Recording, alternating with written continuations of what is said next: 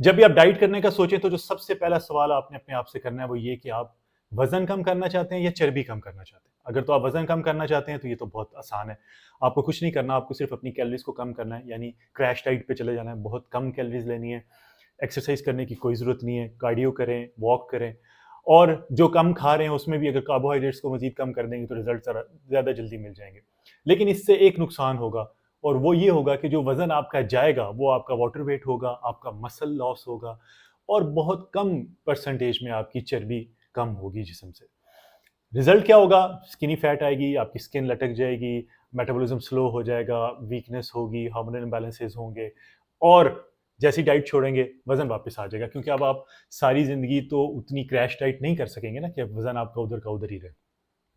दूसरी सूरत में अगर आपको जिस्म से चर्बी कम करनी है तब भी कैलोरीज तो मैटर करती हैं, लेकिन उसमें सोर्स ऑफ कैलोरीज ज्यादा इंपॉर्टेंट होती हैं। अब वजन कम करने के लिए कैलोरीज को बर्न करने में और फिट होने के लिए कैलोरीज को बर्न करने में बहुत फर्क होता है।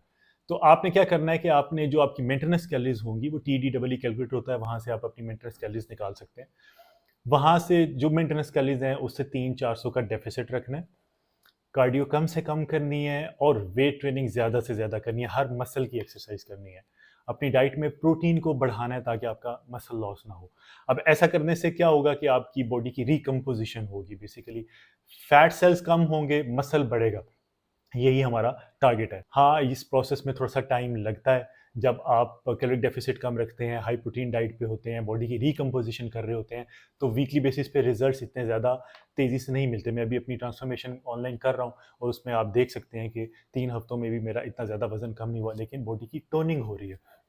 और इसकी जो सबसे अच्छी बात ये है कि जब आप फैट सेल्स को श्रिंक कर लेते हैं तो वो दोबारा तेजी से बढ़ते नहीं है, थोड़ा टाइम लगता है। अगर आप ज़्यादा देर अपनी डाइट को ख़राब रखते हैं और एक्सरसाइज छोड़ देते हैं तो फिर भी थोड़ा टाइम लगता है वो वज़न वापस आने में।